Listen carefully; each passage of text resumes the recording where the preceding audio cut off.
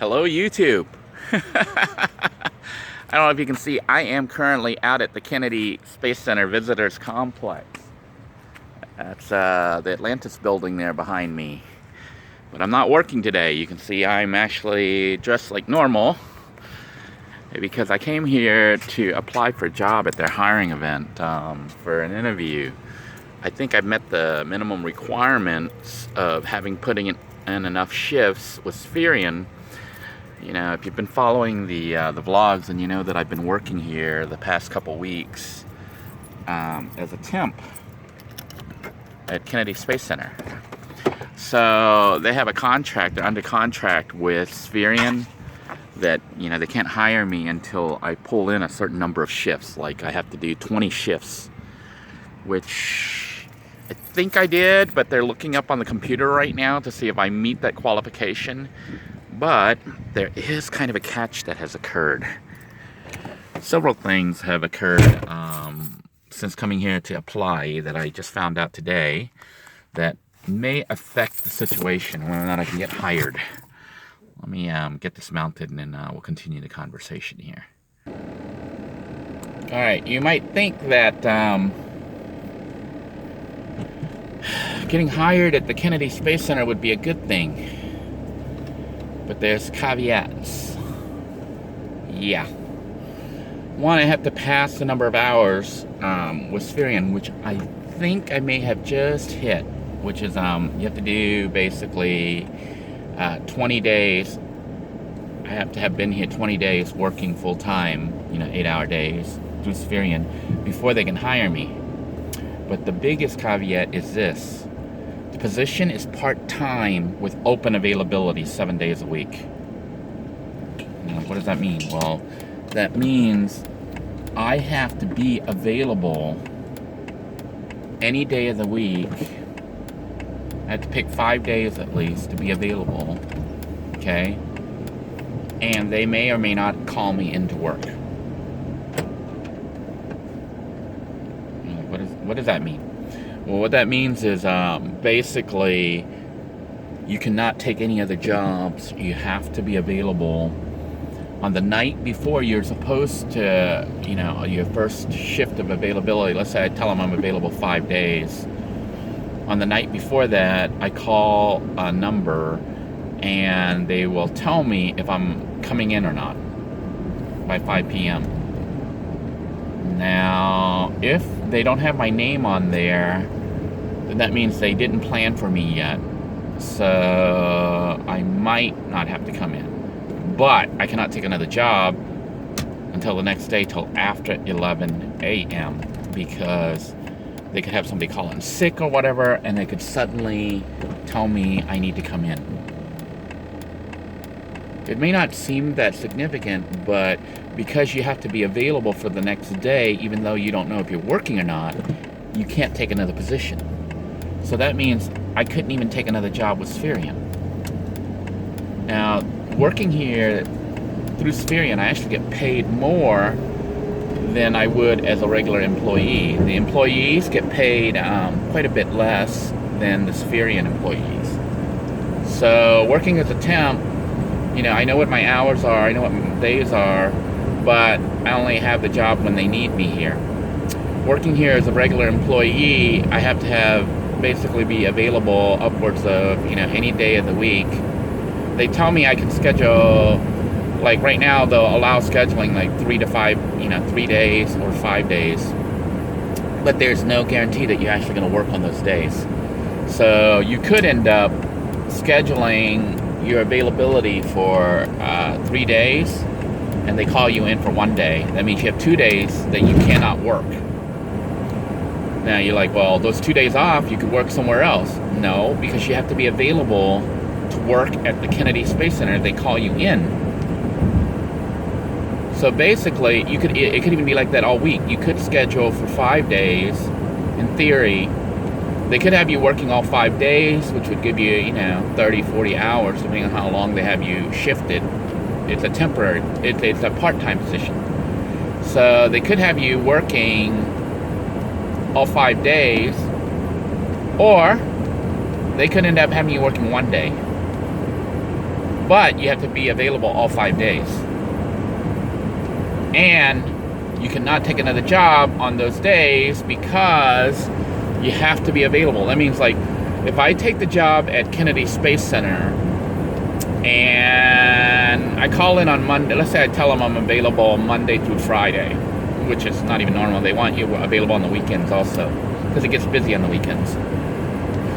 So I tell them I'm available, which is going to simplify it. Say I'm available Monday through Friday. I don't hear from them. On Sunday night, I call the phone number, and it'll either have my name on there, and if it has my name, it'll tell me where I report, what my shift is. Then, of course, I know I'm working the next day. So that's on Sunday night. So I'll know where I'm going on Monday. That's just for Monday, not the whole week, just Monday. Then I go in and I work on Monday, and I repeat the process for Tuesday, Wednesday, Thursday, Friday, whatever. If I call on that Sunday night and my name is not on the computer and I can't find, that means they haven't got me scheduled yet. It doesn't mean I'm off the hook. Spherian contacts me and says, hey, we have a job on Monday.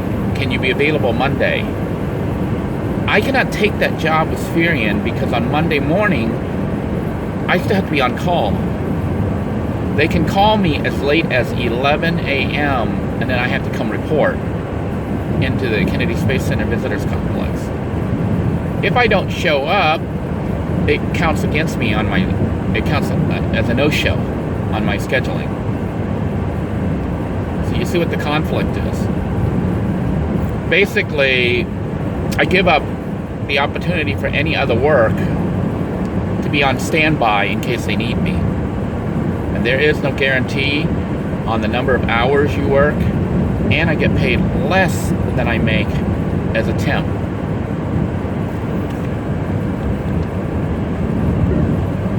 Now, she did tell me that starting in near the end of June and July, it will get very busy, because that's like heavy tourist season. It should have a lot more people show up. I mean, they're going to need you, a lot more. So you could end up working 5 days, and more than likely will be working 5 days because it'll be really busy. But then after that, it'll drop back down to 3 hours. I mean, not 3 hours, 3 days. That you say that you're available. You don't say you're available 5 days. They only let you 3-day availability because they're not going to need you more than 3 days maximum. And then you have to be available on those 3 days on call, meaning they can call you in at any moment. So how I left there today, they said they liked me. I would be, because I've worked there. I know what the job is like.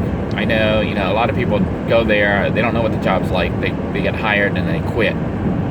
Because believe it or not, it's physical labor. It's you're working as a busboy. You're working as a dishwasher, cleaning mats. It's any position. I ran the theaters, did all sorts of stuff. So the job is varied depending on where they assign you. And I've done a lot of the positions, not all of them, but a lot of them. And I'm still willing to take it if it was stable work. And right now I told her I would take the job, but now I think I need to talk to my wife about it. By taking this job, I essentially cannot take any other jobs. Except for on days that I'm scheduled off, that I don't schedule my availability. But then they can still call me to try to get me to come in on my scheduled off day. And if I say, well, I'm not available, there's this clause in their contract that says they can force me to come in. And if I don't come in on the day that they're initiating that thing, whatever that clause is, then it counts against me. So I'm not sure how good this job. She said that eventually, if you stay there long enough, you get seniority, and then you can put in for the bids where you could work. You know what you're going to do each day and how many hours you have for each week. But that comes with time. You got to stay there long enough that you get seniority, so that you can actually bid for those positions. Those are a little bit more stable. So then you know how much you're going to work roughly. You're going to get work 30 or 40 hours a week or whatever, and where you're going to be. That's when you put in the bids. But you only can do that when you have seniority. And somebody new coming in, I don't know how long it would take to get to seniority, but you're at the mercy of people calling in sick, them needing you.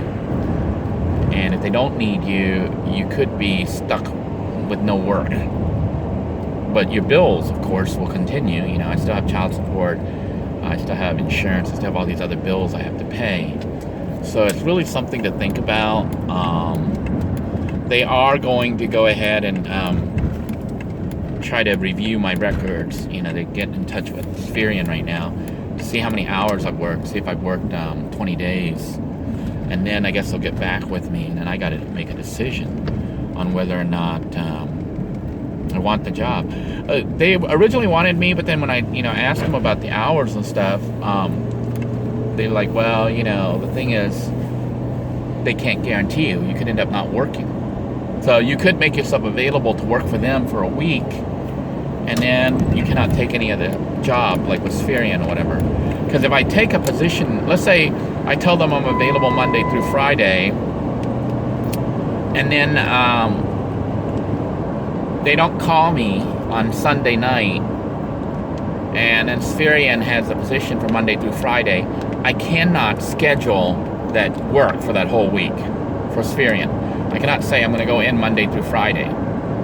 Because if I schedule for Spherion to go into work, which, by the way, will pay more because they're at a higher rate than what I would be getting as a part-time employee at the Kennedy Space Center, I would be giving up a week, 40 hours worth of work at a higher rate to possibly work a couple hours or not work at all. So it's not a pretty sight or pretty thought. It's kind of bad for employees, honestly. So I don't know. But right now I'm not hearing from Spherion. They don't seem to have any work. So they got new staff, and they haven't been scheduling any work. So I don't know if it's because they don't have any contracts, no bids coming in for jobs. I'm trying to find something more stable.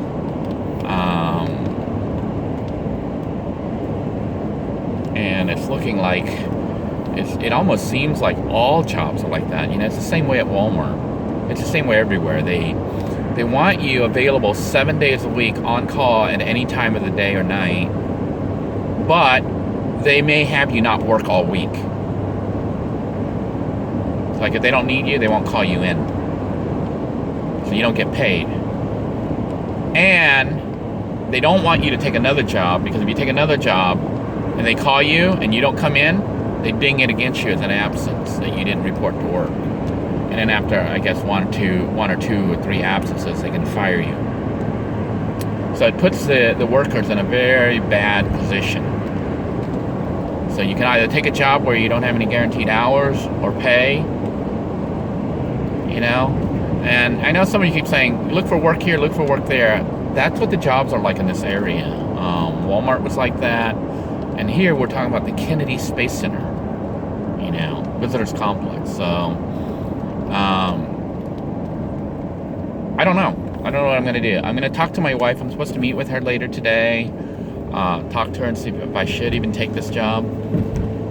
If I take it, I essentially am leaving Spherion, because they seem like they were, when I was talking to the HR lady, and I mentioned Spherion, that I would end up having to not show up for Spherion job. That's a conflict, and it looked like they may not want me because of that. And honestly, and I can understand from their perspective, they know that if they can only give me a no guarantees and maybe only have me come work for 4 hours a day, for one day of the whole week, or 2 hours, or whatever they decide, or 8 hours for one day out of the whole week, and Spherion has 40 hours that pays more than they do, guaranteed. Like if I'm told by Spherion 40 hours, I get my 40 hours, okay? And I know where I'm working, and I know what time, and I know the shifts. If they hire me, I have to be totally 100% flexible, and don't know the hours, don't know if I'm working, and I cannot take another job. What do you guys think? You know, I'm going to talk to my wife. Getting hired would be good because I would have some work. Because like right now, Spherian isn't calling me. I am working a lot on YouTube.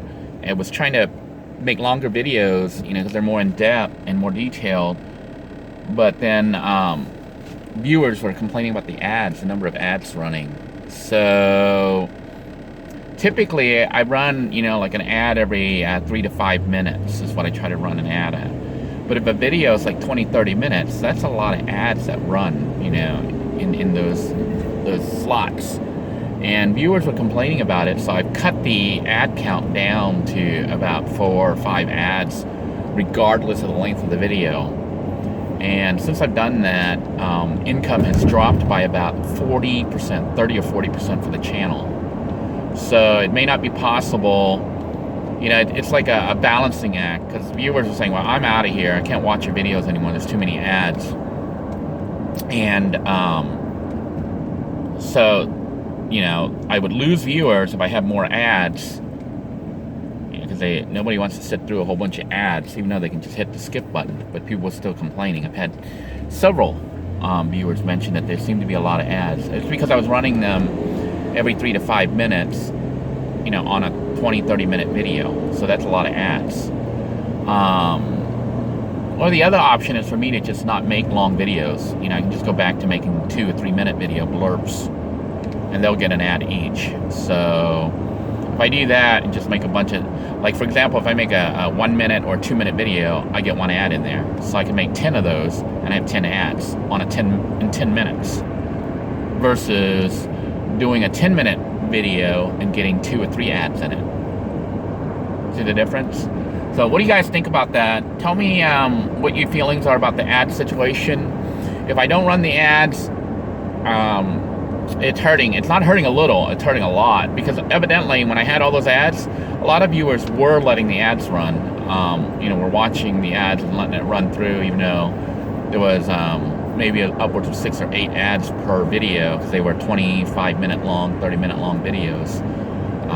Viewers were letting the ads run, and income was up to help me.